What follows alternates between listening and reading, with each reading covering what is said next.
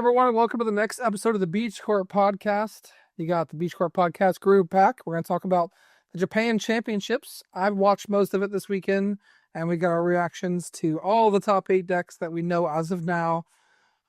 We've got some trivia for you, as always, and I'm going to try and stump the boys this week. We'll see how it goes. We also have Piper Lepine on the episode this week to talk all things Grim Snarl, who she just finished top 8 at NAIC. She'll talk about what it is to, prep and go to school at the same time, because, she's a full-time student and plays in the Greater Toronto area. So stay tuned for that interview. And at the very end, we'll bring up our new card reveal reactions. We had some new cards revealed during the Japan Championships this weekend. It wasn't Champions League. They call it like something else. Japan Championships this weekend, and there's some banger cards, man. There's some eye openers. There's some did Gardevoir really need more support cards? But yeah, we'll talk all about that. So let's jump straight into it. First off, how was your guys' weekend? What'd you guys do this week? Weekend was pretty good. Oh gosh, what did I even play for locals this week? I played Dark Pole Zard both days. That Nakama and that cool stuff. I ended up squeaking in the top 8 at 3-2 because a bunch of people tied for not early. ID'd, they just early, yeah. Tied. Best of 130 minutes, not always enough at locals. Yeah, not always enough. So I ended up getting 6th or 7th at 3-2, which was surprising, but I knew it could happen. But yeah, deck's strong, deck's good. It's just 2 of the best attackers in the game. Yeah. And then You're lucky I had to leave on Wednesday. I would have cooked you. No, sir. Absolutely not. Oh, just kidding. But yeah, and then this weekend it was pretty busy at work today, but yesterday had a day off, a free day, and my good friend Disney, who we all know, yeah, been yo, let's play One Piece. Okay, so on Thursday, I got the structure deck, and I had bought the singles for the deck a little earlier, and spent 3-4 hours playing One Piece on Saturday. It's pretty fun. One Piece top 8 soon, yeah.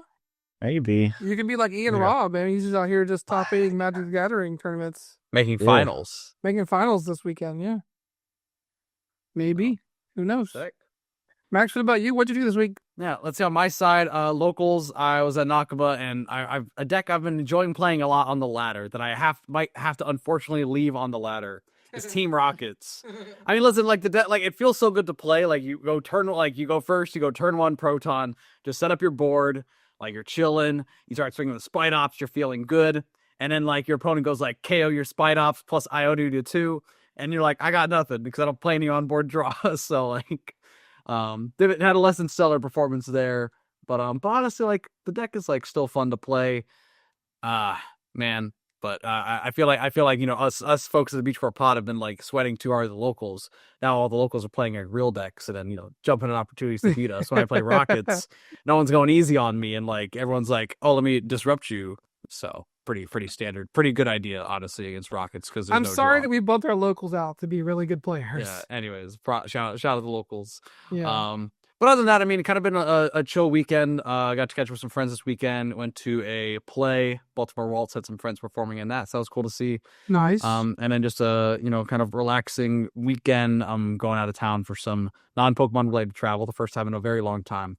So gearing up for that and just taking some advantage of the weekend at home before more traveling again. So, Eric, what about you? I know you've been on a little bit on the content grind. Yeah, I mean, I was this weekend, kind of felt like an off weekend, but it really wasn't. We have a baby in the house stuff. There's never an off weekend anymore. No. But yeah, just never an off hour ananymore. There's not, yeah. But because he has hours and we both have to sleep, and my wife needs to sleep sometimes. It allows me to be up at times I wouldn't usually be up. So I stayed up at almost all of Friday and almost all of Saturday night watching the Japan Championships and really getting a good sense of where the meta is at, so that I can make sure and you're prepared for the World Championships and some of my friends as well. And also just be a better player. That's funny. There's some people in our group chats I was asking to come over and record some games, and they're like, "What's the purpose of this?" I'm like, "To get better, to play Pokemon." Like, duh. Are we on that grind set? Yeah, exactly. The grind never stops, bro. Cups start in 8 days, man. Oh my goodness, bro. It's not like this. I mean, but anyways, yeah. So grinded some games today of Dragapult in Worlds format. It really seems like a strong deck still, even though I don't really think one made top 8. We don't have the full top 8 list in Japan. But I mean, Dragapult's just still a very, very good deck. The Hilda card, which we'll talk about later, actually it's not a new card, so we can talk about it now. The Hilda card that's coming out is start your deck for an evolution Pokemon and an energy card. So it doesn't say basic energy card, so you can find Neo Upper, you can find Luminous for your Monkey Dory, you can find the fire that you're missing because you just don't have it. You don't have to play Energy Search Your Vessel anymore. And you also find a Dracloak. So, really, really good card, especially in Dragapult Dusknoir. Stay tuned for that card. I definitely think we'll see that card, out here in the West really perform because we like cards like that. Yeah. Yeah. I mean, compared to Brock's scouting, is like Brock's helps you in the early game setup, but like in the mid game, when you already have your basics out, it's like you can get one evolution, you can play support and get one Dracloak, or you can play supporter and get a Dracloak plus your ace spec energy. Like, pretty good. I mean, we're gonna see situations like we did with Zard where they just play 5 energies. Like we could see Dragon Ball players playing 6 total energies where it'd be like 5 basics and 1 Neo Upper. I mean, like that's a thing that we could see. More was a searching for sure. Yeah, I definitely think that if we start to see that transition happen, the meta has to evolve and people need to start playing Enhanced Hammer. We got to get rid of that Neo Upper like immediately when it hits the field, man. Well, there's already the new Behemoth that's coming out that's like already energy disruptive. Yeah. So, and we saw a little bit of that pop up in Champions League. And I saw it tagged in a couple Gardevoir lists, but we go dive into the top 8 here, right? Yeah, let's dive into the top 8 results and take a look at the winners decks and the top 4 results. But first, go shout out the GOAT. And the GOAT, if you don't know who that is, that's Chen Pao. Chen Pao's back in the finals. We have Raging Bolt with no Noctowl playing the Badoo and the Chen Pao and the Ditto and the one copy of Judge that absolutely won this person finals. So this Raging Bolt player here, I remember like after they won, that like they picked up the Judge card and was like, Judge. That's awesome. So like, literally the Judge basically won because like game 2, like I think Marnie's is pretty favored in the Raging Bolt, honestly. Yeah, Parker's trying to hold it up, but it's not going out. Yeah, I think Marnie's he up against Marnie's in finals, especially with the Maractus in the deck. I think Marnie's is pretty favored against Raging Bolt, because it only takes 2 attacks to win most of the time. Yeah, well, real quick, let's step back. So let's talk more Raging Bolt first. So for first off, anyone who's listening, we're showing Pokebook.com, great spot to see any of the Japanese meta stuff going on, and they have the live updates of everything from the Japan Championships past weekend. So yeah, the Raging Bolt list, again, we see it dominate Champions Leagues, but we don't often see it do very well. Actually, I guess it's won a Champions League before in Japan, but we see a Raging Bolt list, notably with no Noctowl engine. No Noctowl. I mean, for support, you have like double Squawk, double Mew, Fez, Latias, and Iron Leaves. The Chen Pao that bumped this, what is it called? Stadium Sync or something? I don't remember. Chen Pao. Get rid of a stadium and play. Yeah, gets rid of stadium when you play it Pumpkaboo. Down. Yeah, like Pumpkin Pit is the old attack. Snow Sync. Snow Sync. Discard the ability. Plus the Ditto. And just supported by like 4 Sada, 3 Crispin, double Boss, and the 1 clutch copy of Judge belonging to Pokegears, but 3 Crispin is cooking. Well, I mean, you need to find it, right? I mean, this whole deck operates on like you get Raging Bolt in the active and you get energy to it. This deck is still built to do that. Double Mew plus Badoo as a way to like open free retreaters plus the Ditto, so you just like find off the bat. This is notably this is back-to-back Champion League, Japan Champions tournament, whatever they call it, victory for Raging Bolt. They won last year too.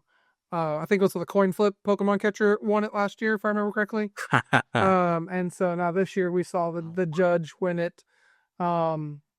Really, the one piece we have to call out here and why we're seeing this result, for those of you that don't know or that didn't watch the Japan Champions, they had a unique format for their tournament. So day 1 was 10 rounds, best of 1, and you have to go 8-2 or better to make day 2.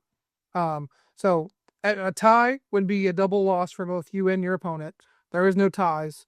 And you're allowed to change decks going to day 2 if you make day 2. Now, in day 2, there's really unique rules. So there has to be they are going to play best of 3 in day 2, 50 minutes. But the caveat is there has to be a match result. There cannot be a tie. So you can either win the game 1-0, or if you're in game 2 and at least one player has taken 3 prize cards, and whoever's ahead on prizes wins that game in game 2 if it finishes in time. And if you guys don't finish game 3 and you're not more than 3 prize cards, because the same rule applies, then it's whoever's ahead on prize cards, and they go to one. It would go to a 1-card tiebreaker, like a one prize. Yeah. So Raging Bull is super favored in a format like that when the time rules go to overtime. So that's why I saw a lot of players play like Dragapult Charizard day 1 and then switch to Raging Bull. I don't think this player did. It's important to call out that this player here went 15-0. Didn't lose a set with this deck. Pretty good. Pretty good. I mean, that's pretty good. And I know we got people on Twitter that are Raging Bolt enjoyers, and there's a loud contention of the enjoyers that there are no Noctowl enjoyers, and they are rejoicing today. Yeah. Parker, what are your takeaways from this list? I think it's pretty cool. I like the double Mew EX Squawk, so you have the chance to start it more. The Ditto with no Fan Rotom, even then it's just like, yeah, it seems pretty decent, I guess, in like a format where you need to finish games quickly. It's kind of reminiscent of Raging Bolts of old, but I guess we don't have Pokestop and all those other broken trainer cards. I miss Pokestop. I don't. Go hear me out. You know what this deck needs? Oh no. A Squovet. Guess. For Mew, I could see it. Prize for Dragapult. Who cares, bro? You just bench one prizer and nothing else. You don't care. Well, I guess the problem is you lead with... Actually, it's interesting. This actually probably is a little better time in the Dragapult because you can just push the Raging Bolt as that one only single prizer. Yeah. Force him to deal with it a little bit, and then your board from there can just be two prizer, right? You don't bench the Badoo, or if you do have the Badoo bench, then you can bump it later with your Chen Pao Snow Sink. So, yeah, it's a pretty interesting build here. But I think this is like the first time we've ever seen Badoo in a Raging Bolt deck. I mean, that I can remember. I feel like we've seen like some, I think in Japan as well, some appearances of it as well, but definitely not a common inclusion. Sure. Pretty rare in the West as well. It's normally when you're playing Fan Rotom, like you have better things you can do. You want to go first, and turn 2 and be attacking. And then if you're going second, then like you'd rather just attack with Fan Rotom, or like the Badoo's a bit of a liability, or you'd rather shove your like Raging Bolt in the active with an energy rather than like commit to getting Badoo. So for those of you going to locals coming up, the best deck to play would be Ogerpon Clefairy box with pearls, so that way you can just like farm all the Raging Bolts. No, put in one Ruffian, you'll be okay. One Ruffian. Also, Tool Scrapper's back in format for the Japan Championship, so... No. Oh, it's not? No, it's not? We're sorry, it was in format here. It was in format, You're right, it was. No one played it, though. It wasn't, I didn't see it, like, at all. Yeah, true. It's a good card, though. No. All right. Go ahead. Yeah, I mean, second up, run-up, so Marnie's Grimmsnarl EX, the second place list. Again, kind of like Eric talked about, this one definitely got kind of dominated by Judge and some bricking, which Raging Bolt is great at punishing that. So I think you're pretty similar to this list that we've seen out in the West. Again, we see the 3-2-2 Grimmsnarl line, 4 Monkey Dory to go along with the 2-2 Frostlass. The main standouts are the Tatsugiri, the Japan special, as one might say, the Tatsugiri. And also do you think it's because they like sushi more than we do? I mean, that could be it. But I think it's just a little more engine. I mean, to be fair, we have seen a few Japanese players like favoring the Blood Moon Ursaluna and the Tatsugiri in the Marnie's Grimmsnarl list, so it's not an uncommon inclusion. The Iron Bundle being a bit of a standout as well, kind of a standard counter everything else. Do see the new Air Balloon, taking place of Rescue Board. Again, just a little extra flexibility, letting you retreat your Grimmsnarl or more mobility for your Blood Moon. And actually, even your Maractus Yeah, for retreat Maractus, seems that's a pretty big nice. one. So, Parker, you're the Grimmsnarl expert of the pod. What do you think of this? And do you think that this is a list that if you're going to Worlds that you'd maybe pick up yourself?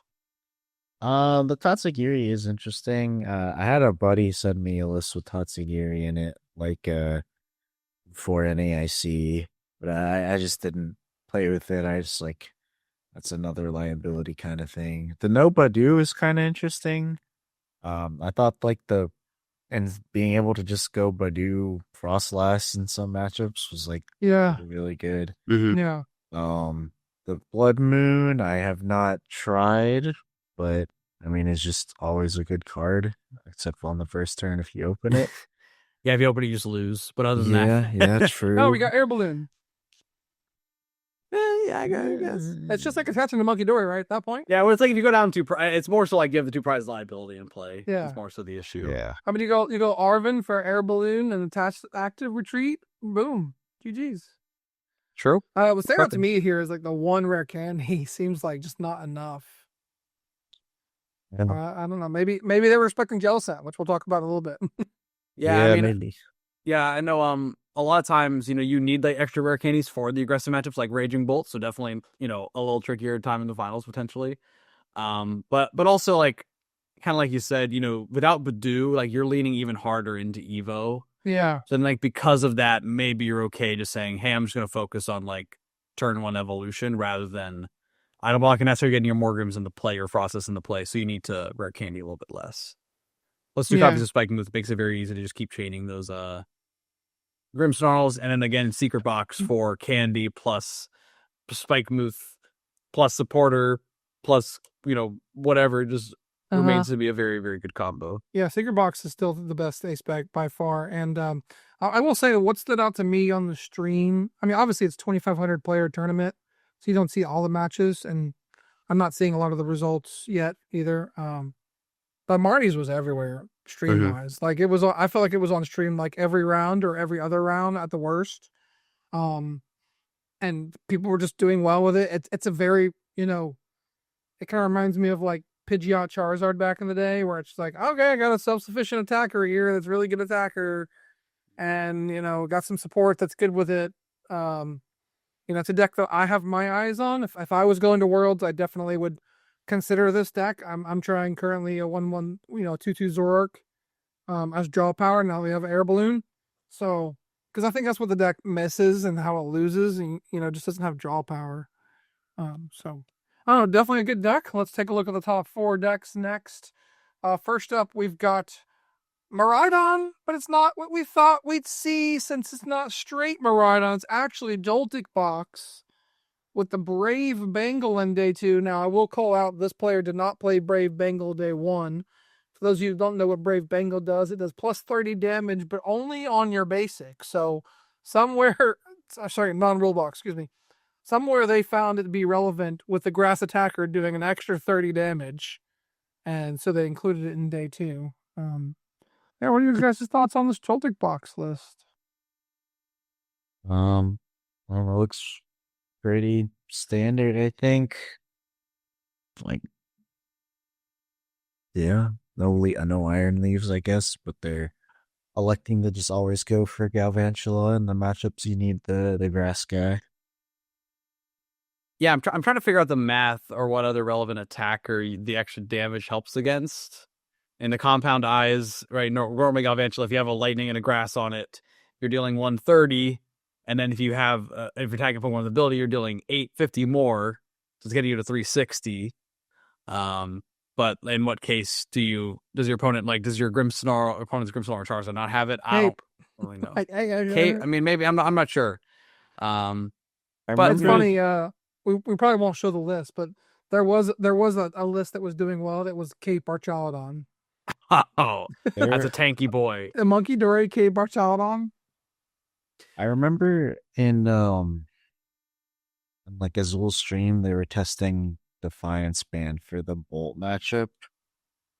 Where you could go if they use like Baby Bolt to take out something, you would like counter catcher use that plus there was like that weird line, but But the thing is, the Brave Bengal only works on the Galvantula here. oh yeah. They Yeah. would attack back with the Galvantula, so they had to Oh, okay. get Yeah, a wise yeah, improviser. But like Yeah. I don't know. I feel like it's like so niche, but Yeah. I mean, so Galvantula with a Brave Bengal lets you hit 210 on a Pokemon with an ability, notably like Teal Mask Field Ogrepon Mask, yeah. or Pheasantipity.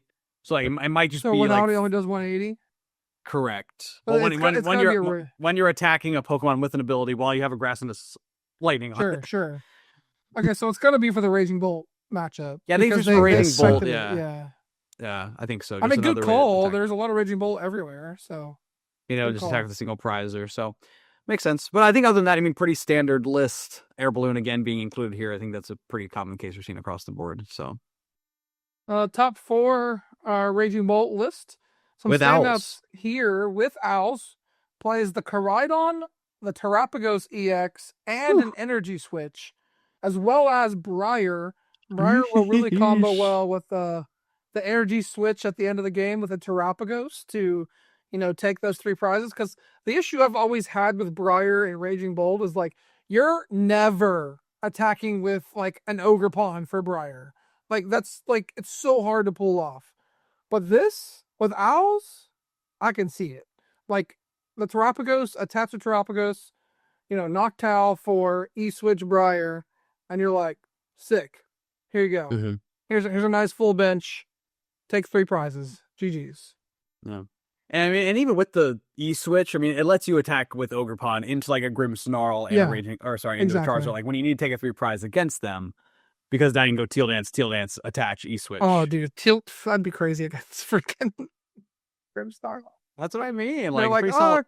it's 2 to 3. I'm fine. Yeah, or you use it early with your baby Raging Bull and like just put on the pressure. So definitely, the Terapagos is definitely a surprise.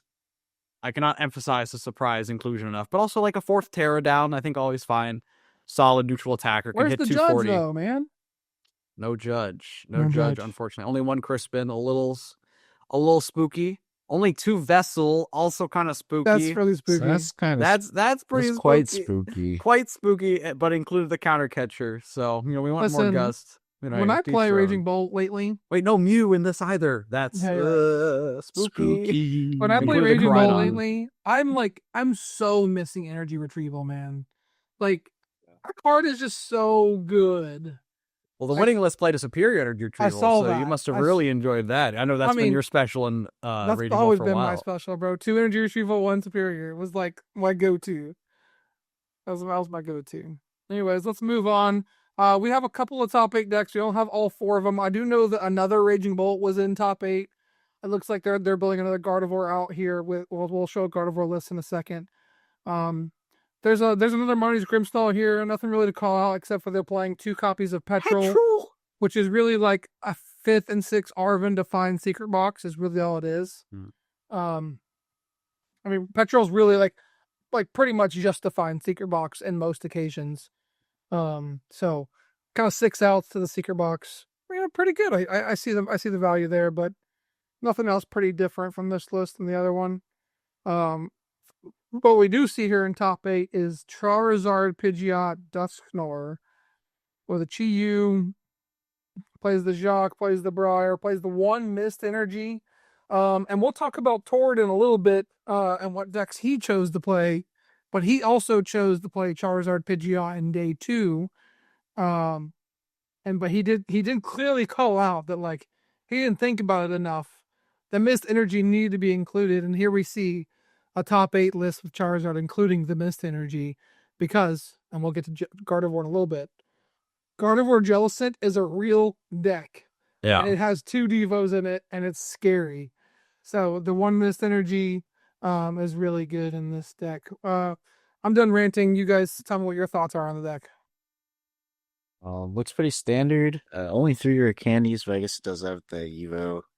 No Badoo, which I don't know. Maybe Badoo's making his exit, but yeah, It makes its exit while we have a 270 HP guy that item locks us, Central locks us. Yeah, I mean that is true. Just going for the Clefairs early game, non non-Evo support. But I don't know. Other than that, I think it's fairly standard. Yeah, this year seems pretty similar. I mean, the main like guard we compare it to is like Gabriel Fernandez and his NAIC winning list in seniors. Of course, he didn't play Dusknor, but again, a lot of the other pieces here, the Cleffa. Sorry. I mean, we see the Cleffa. I mean, the Miss Energy being the little bit of a standout here. No Monkey Dory shenanigans or anything like that. Really just a powerful set of supporters. You have the Briar inclusion, which is a little bit of a standout here as well. And the Chiyu just to help in those Raging Bolts and those other single prize matchups. The Goldangos of the world, things like that. So, again, I think a pretty good call when you're expecting a lot of like psychic types. You need to find ways to deal with like Grimmsnarl and Raging Bolt, and we have the Chiyu to help with that. Pidgeot, I do think is pretty well positioned. Not a lot of decks are playing the Watchtower. Pidgeot should be able to find the piece you need so often is good. I mean, Dusknor plus Charizard plus Briar plus Defiance Band. I mean, there's so much you could do with those combinations. No surprise to see it do well, and no surprise to see the best Western player in the World Tour also show up with it in day 2. So we'll show off his list a little later, though.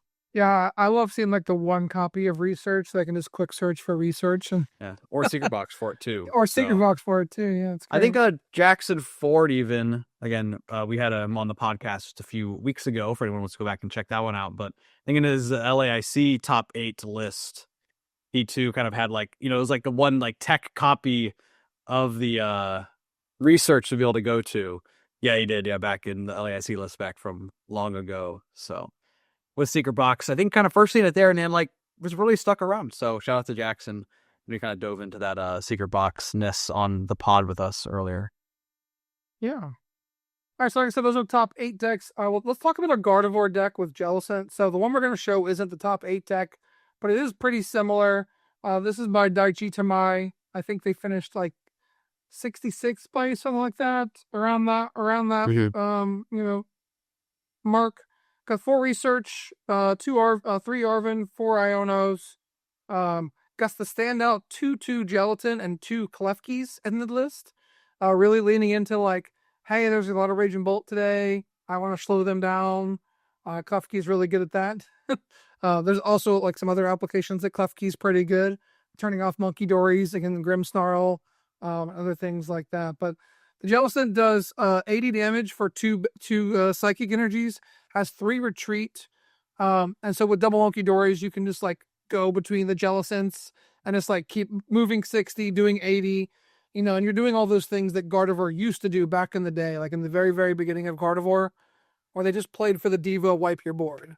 And it's very easy. And against Grimmsnarl, you're weak to dark, but if you Devo them with an item lock in the active, plus an Iota to 2, they're not finding the boss candy play. It just ain't happening. So pretty interesting card on how this is going to interact. Mostly across the tournament, we saw it in Gardevoir. We didn't really see a deck by itself yet, but I think this card has a lot of potential going into the Worlds format, and only the surface has been scraped. This is the first tournament with these cards legal, and in this world. So yeah, what are you guys' thoughts on this Gardevoir Jellicent deck? Seems pretty disgusting. I mean,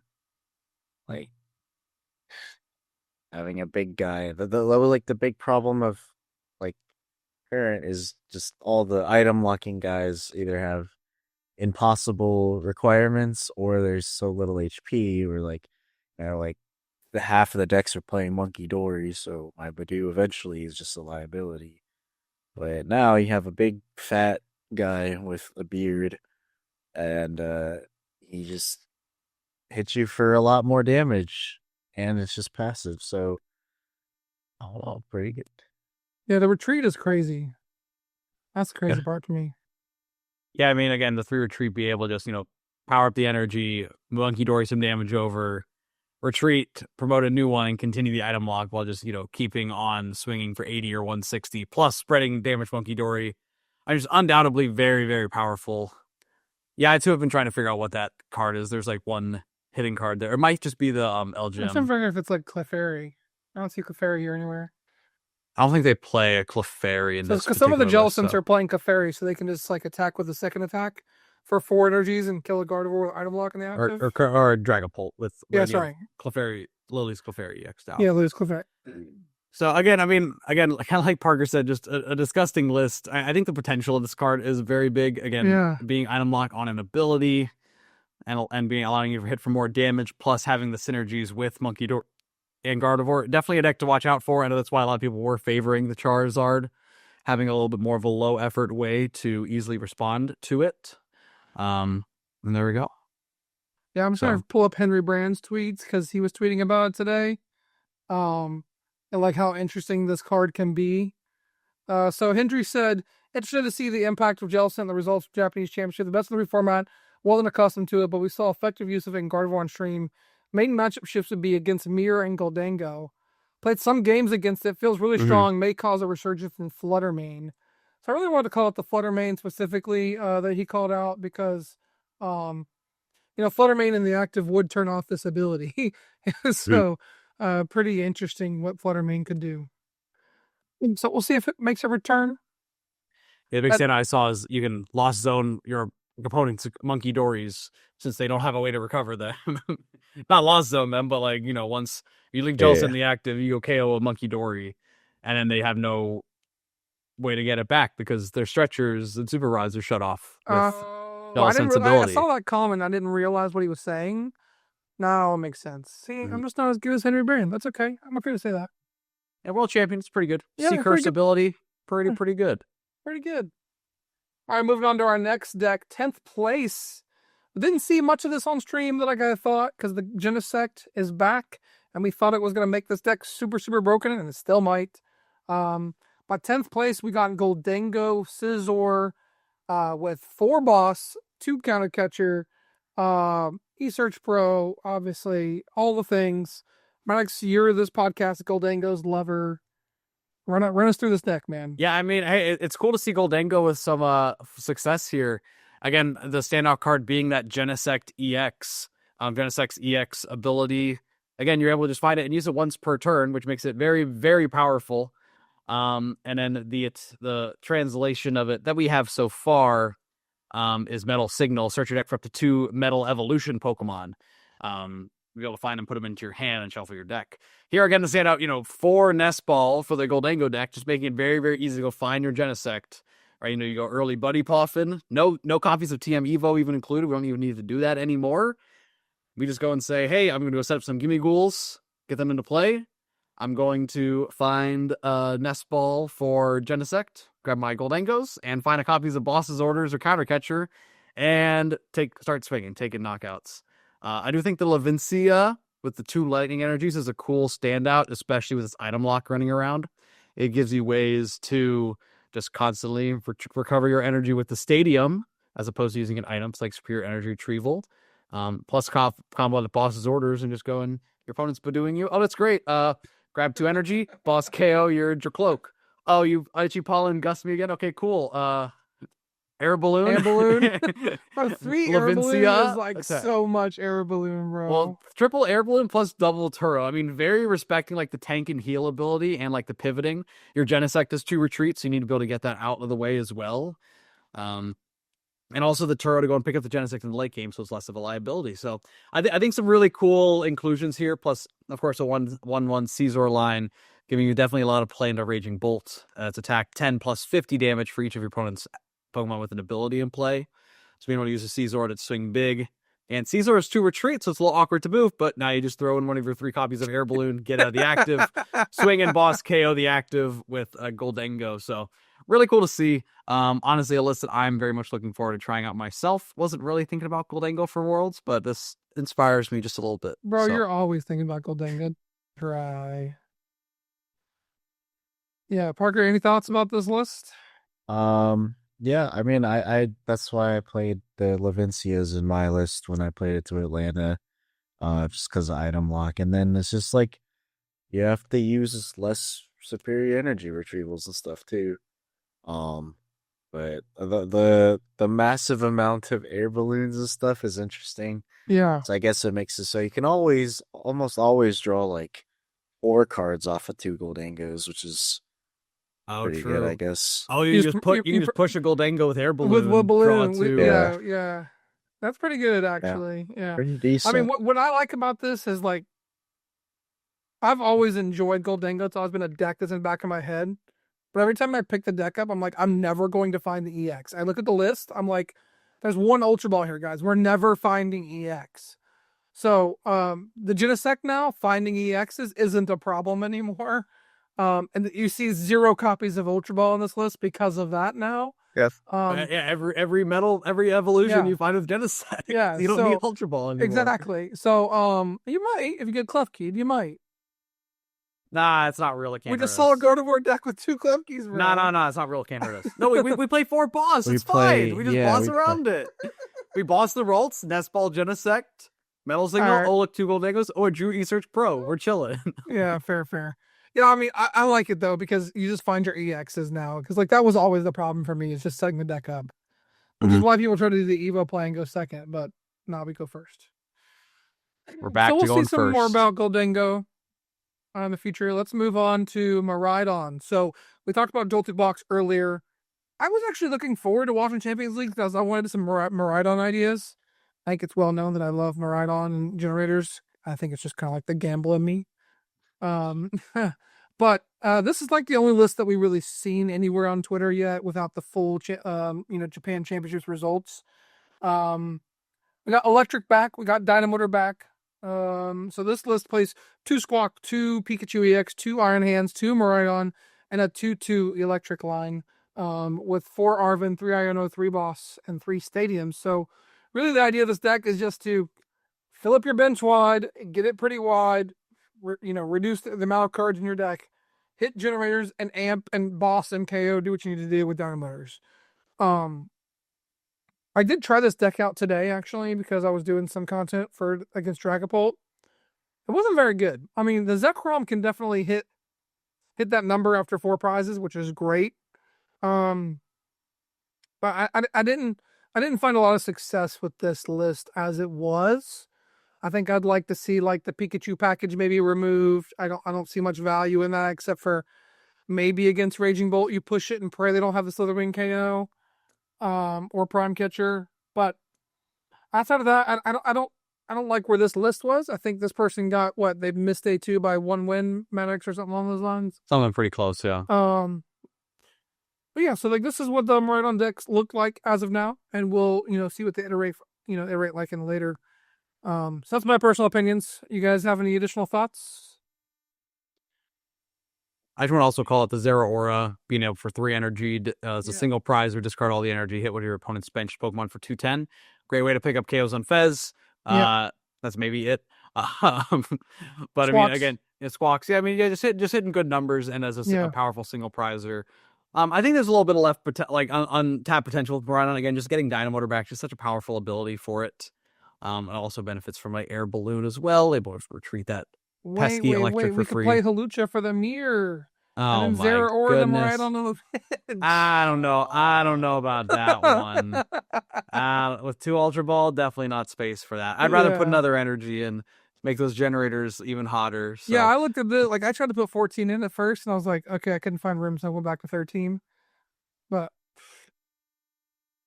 I don't know. We'll see what happens. I mean, we know people are gonna cook it. Miraidon will be there. It's definitely good in the format if you can make it work. Yeah. I mean, Jesse Parker's back at Worlds, so we know he's gonna be cooking up something. We know he's gonna be cooking. Yeah, for sure. All right, couple more lists to highlight. Next up is definitely the most expensive deck I've seen in a long time. So we don't know who this person is. Just wanted to call up this list. I think they got day 2. But like all of the alt art EVs, all of the alt art, support characters downhill, Lily's Clefairy, the Fez, the Terapagos, The Mew. all the full art supporters, all the gold cards possible up here. Only they a don't have... Pokeball Terra Orb, no Master Ball Terra Orb, a little disappointing, but I'll give him a pass. True, give him a pass on that. Got the old gold air balloon from back in the day. But yeah, this is a very interesting. This is nice. It looks nice to me. I saw this list and I was like, I definitely want to highlight this Flareon player because of how blinged out their deck was. And congratulations on day 2. I still think Flareon's in a good spot. Yeah, still just a good EV box yeah. list. You know, it's kind of the same Yeah. cards, including the water pond as well. Yeah. Yes. Got the water pond in there. I like EV box. It's just one of those decks, like I think Max, you've said, it just breaks the Iono a lot late. So gotta solve that. But anyways, last list we want to show, and it's the GOAT. It's Tord. So day one, it looks like he just ran back his NAIC list, but in Japanese. Yeah, pretty good call. Can't go wrong. With the plasma freeze ultra balls. Plasma Gold plasma freeze. freeze ultra balls. That's crazy. Tord had to have bought that from a friend and borrowed that from a friend, right? No, he just has those on him. Maybe he does. Let's I find don't out. know, like the 2 full art Brox and the 1 regular art Brox just ain't doing it for me, Tord. So actually, his NAIC list ran like 1 full art Brox, 2 regular Brox, and ran like 4 different research arts that were all full art. So yeah, I he's love been that known though. to mix it up. Yeah. But yeah, Oh, wait, you can definitely tell that like Tord didn't have a lot of time to like focus on this event. And who was it that said they played him round 3 of NAIC, and he's like, this is the most prepared I've ever been, and he got top 4, right? So you can tell that he didn't prepare that much for this event, but still went 8-2 in day 1 with the same list that he played the NAIC in next format. So like I said earlier, Dragon Ball's just not going anywhere. It's just very good. And you can take a list like this and find spots for a couple of Hildas in it, right? You can cut 1 Brox, 1 something else, and put 2 Hildas, and the list would still be phenomenal. Because Dragon Ball's just that good. Sure. That's day 1, and then he thought about it a little bit more and made a meta call for day 2, and played the straight Charizard build, the Charizard Pidgeot, no Dusknoir. Just straight standard consistent list: 4 Candy, 4 Arvin, 6 fires, not messing around with those 3 fire, most 5 fire list, 1 Evo, really just straight consistent list here. Did play the 50 HP Pidgeys, which we don't see a lot these days, but if you're gonna get KO'd by Dragapult as a 60 HP anyways, why not play the more consistent one? I guess that makes a lot of sense, right? Mm-hmm. Yeah. Did say he would put a Devo in this list, like I said earlier. Or Mist Energy for Devo. Sorry, Mist Energy. I said Devo. Yeah, Mist Energy. But I mean, pretty close to the list that made top 8. I mean, some of the similar ideas. I know Tord has been a big fan of like the 2-2-2 Pidgeot line with like the double Evo and like really leaning into that. I think here, just knowing that maybe even found a little more room to make the candies, like opted for the 4 candies. You can go 3 copies of Boss's Order, so a little higher boss count. I think just saying, hey, I'm going to go boss around your Jellicent and go Rare Candy by Pidgeot and get set up from there. And also included the Briar here. Seems like Briar was a pretty good like meta call. A lot of different players were playing that. Air Balloon for extra mobility. Again, I think it was a card they're very happy to see. But other than that, like pretty standard Charizard, pretty solid. 4 Buddy Paw from 4 Ultra Ball, 4 Candy, just doing the thing, getting set up. Yeah. Charizard's good. I'm happy it's not like everywhere right now, but it was kind of funny, Maddox. I was in the chats kind of trying to get you guys to play some World format, and you guys were all like, I'm done with Pokemon, and I'm done with the Pokemon. You guys need breaks. I get it. Anyway, so my comment was, I think Zard is good for Worlds if you can beat Marnie's. Mm-hmm. And then you seeing Tord show up and play Zard, as a meta call was kind of cool. But a list that loses to Marnie, it's like, I would build my list to beat Devo. So yeah, exactly. True. Yeah, so that's our reactions to the Japan Champions League. Again, we don't have all of the results, but some final words from me. I did watch most of the stream. Gardevoir and Marnie seem to be the 2 best decks across the room. I think a reason why we saw Raging Bolt win was probably because of time rules, for the most part, and just its consistency. It is a good deck. It's consistent. Can't take anything away from the winner, but the time rules were definitely kind of questionable. So, take those results, with a grain of salt and go back and watch the Japan Championships if you are preparing for Worlds. Because there's a lot of good matchups there, a lot of good Gardevoir jelly action that you can watch and learn from. So definitely go do that. But next up, let's jump into our trivia segment. And this one, I hope you guys smash this one, right? Because our sponsor, FCBC, they ran a big, awesome tournament this weekend up in Ohio. And my question is simple. What deck won and how much money did they win?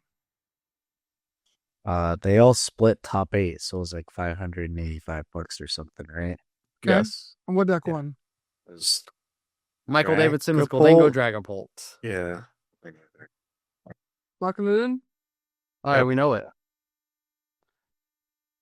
You guys are correct. Oh my god, man! It's like the only time you guys get something correct is if I ask it about our sponsors' events, huh? Whoa. We know they were using the good sleeves. No, there, you for know they were sure. using the good sleeves. Yeah, it was so much fun to watch that a little bit this weekend too. I couldn't watch a lot of it. It's kind of old tournament format right now. I'm already on black and white. I'm ready to move on to black and white. We got cups. Yeah, we got cups. We got cups. Lock in. It's funny. I think a lot of people in Time in his little chat. They ask him like, "What's your favorite deck to play?" and this and that. You know what his answer always is? What? The next one. No. And that's like, I love that answer though, because it's like that just means like you love playing Pokemon, you love playing new decks, you love exploring. I like that too. Anyways, let's jump into our interview with Piper Lepine. So next up will be Piper Lepine talking all things Grimmsnarl, and what it's like to balance playing Pokemon full time and going to school full time. Hope you enjoy it. Hey everyone, my name is Eric Ridgway. I'm the host of the Beach Court Podcast. Thank you so much for listening to the podcast. And if you're enjoying it, please take a moment to like, comment, and subscribe on this video on YouTube. It would really help out the podcast a lot. We've got more episodes, highlights, and more coming your way. Thanks for listening. And now back to the show. All right, everyone, welcome back to the Beach Court Podcast. I'm joined by Piper Lepine, two-time Master Regional Champion, coming off back-to-back top 8 in Masters at Portland and NAIC. You're on tear right now, Piper. How you feeling? What's going on in your world? You done with finals and all that kind of stuff? Yeah, I've been done with like my main school year since like April. I'm taking some summer classes so I can play some more Pokemon next year, take less classes in the main school year. But Okay. that's been not really affecting much. But yeah, feeling pretty good. Okay. Definitely felt like I had definitely felt a little bit washed the last couple seasons since the wins. So the Yeah. back-to-back top eights feel really good. And yeah, I got a stipend for Worlds, which is nice. Hey. Dealt with the documents for that, so that feels really good because I missed it a couple seasons ago by like 2 Okay. points. So that definitely Yeah. sucked, but yeah. Yeah, if it's unfortunate there's not more that like the top 22 gets this year. It's kind of Yeah. crazy to see the evolution between 2023 get a day one bye, Mhm. 2024 round one bye, 2025 you get nothing. Yeah, I So mean the day two or the day one buy was too absolutely much. OP. It And was then with way the too new much system, yeah, the new system, the round one buy was also OP because it gave for you your better resistance. resistance. Yeah, so it's Yeah. like you got to just dodge ace him if you had the round one buy in most cases. Yeah. But yeah. Yeah, so we'll see. I wish there was a little bit something more. I don't know. Maybe you get some type of like top 16, season trophies or something. Yeah. Something like that would be kind. Some promos, right? Anything Yeah. like that. That's kind of cool. I would complain with a bit more cash too, but Yeah, I it's mean, of like course, everyone wants cash, but right? Like, come on now. Big Pokemon needs their money, right? Come on. yeah. But the cards, that stuff, they can print that stuff like this, like no Yeah, problem, true. right?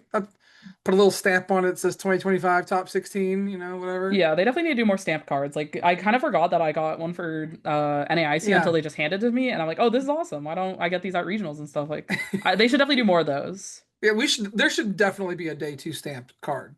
Like, because right now Yeah, it's so frustrating to see like 150 people in day two that like just get nothing extra for playing 4 yeah, rounds. It's so yeah. crazy.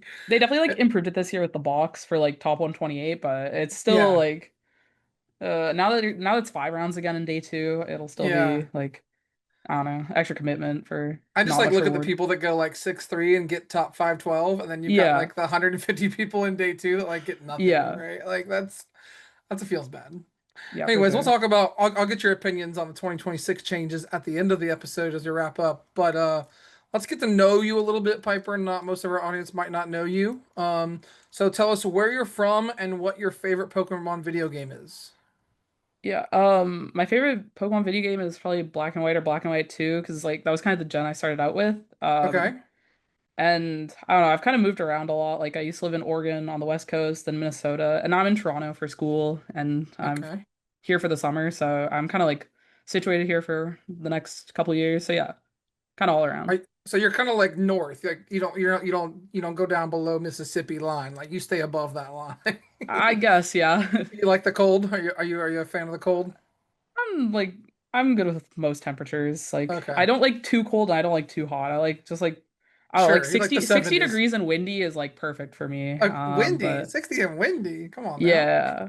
60 to 70 and windy is like great Piper, weather. I would be in full on sweats, wool socks, beanie. Like us Floridians down here, we don't do that. That's too much. Yeah, it's like 90 degrees and sunny right now, so it's a See, that's little too perfect. hot. That's perfect. See, that's perfect. Okay, so what's your favorite Pokemon? Is it a black and white Pokemon, I assume? No, it's actually Gumi. Gumi. I it's pretty close to black and white. It's Gen 6, Okay. but yeah, I don't know. Always love that little guy. What attracts you to Gumi? He's just a little guy. I don't know. Like Just I a little like the whole guy. line. The whole line's Yeah. awesome. The Okay. Hisuian stuff too. Yeah. Okay, cool. So how long have you been playing Pokemon? I started in like December 2012, so I guess that's like 12 and a half years now. Yeah. So Yeah. a long time. Yeah, I've been playing since like Plasma Stormish, I think. Boundaries Okay. Cross, like around Okay. one of those was like my first pre-release. So And was that like, were you in like a competitive nature at that point? What brought you to the competitive side of the game? I mean, I got some cards at school, and then my parents took me to a local game store, and the rest was kind of history. I was still living in Oregon at that time, so we went up to Vancouver for the World Championships because it was like a 6 hour drive, so Hmm. not too bad. And that kind of got me addicted, and I'm like, oh, I want to qualify for Worlds next year. And I qualified for Worlds next year, and then like every year after that. So this is my 10th Worlds this year, so very 10th excited for that. Worlds. That's Yeah. awesome. Is that 10 in a row or did you take a year off? I mean, like there were the years off from COVID, I guess, but COVID. technically 10 in a Doesn't row, yeah. 10 in a row. Okay, cool. So what made you like love Pokemon? Like when you like first found Pokemon, do you have like any fond memories? Like for me, it was like, going to a store and seeing that Machamp box and like opening that box. Do you have any like fond memories that like made you love Pokemon? I don't know. I think the game was just always fun because like I've always been pretty good at math, so stuff like that. And then also just like hang out with friends. It's like always nice to just be around like-minded people. So yeah, Yeah. it's very fun. I've definitely like enjoyed like hanging out with friends more than playing the game a lot, like in a lot recent years. But yeah, So you're not the type to go grind TCG live to like, 1800. You're going to be over the table no. practicing with I, friends. I Yeah. I like get to Arceus, but like I'd rather just play webcam games with people or just like stuff Yeah. like that. Go early to an event and just hang out at like an Airbnb and test a bunch. Stuff like Yeah. that. It's just more enjoyable and like it just results in better testing if you're like enjoying yourself. So yeah. Yeah. Yeah. If you're enjoying what it's like, going to work, right? Kind of thing. Like Yeah. if you're enjoying what you're doing, you're going to do better. Okay, so talk about the Toronto area. You said you're from Oregon and you're in Toronto now. What's it like kind of competing up in the greater Toronto area? I mean, it's like not too bad. There's a lot of great players at locals, which is really nice. Like it means it's definitely better testing than like in other locations I felt. I don't go to a ton of locals anyway though. Like I got my BFLs pretty early, but it is just more efficient for me to like test on webcam with my friends and then like have more controlled matchups. But sometimes I'll just pull up to a cup with control or something and like I won one earlier this year, like top eight at another. Like it's just fun.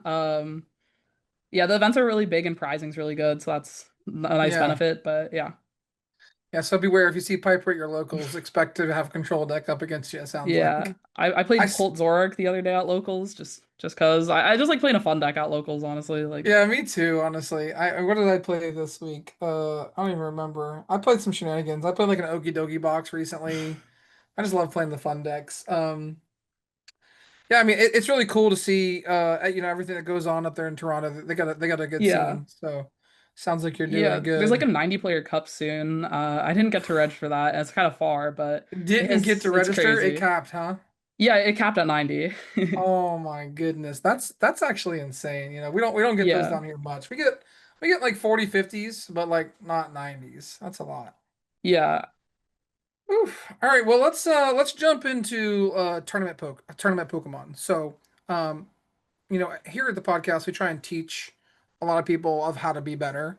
And they'll see someone like yourself gets back-to-back top eight. So, talk to me about like your preparation for Portland and NAIC. What is your preparation style? So you referred to webcam games. What else do you like to do? Just talk us through like what your preparation process looks like for a major. yeah. I mean, I like to have my deck locked in like realistically. The best case is like a week before, but realistically, sometimes it's like a couple days before. I like to get it early. I don't like switching the day before. And I just want to have a consistent deck a lot of times that I enjoy playing because like I'm there to play the game. So if I set up, I'm confident enough in my skill that like if I'm setting up and I'm playing better than my opponents, I'm gonna win a lot of games based on that. So I'd say the last couple events I've played pretty consistent lists of good decks. Um, I top 64 Milwaukee with the Brent list. Basically, I think I cut like a Nest Ball for a Poffin. And then for Portland, I made like a pretty big switch to the TM Evo list with like a 3-3-3 Guardy line.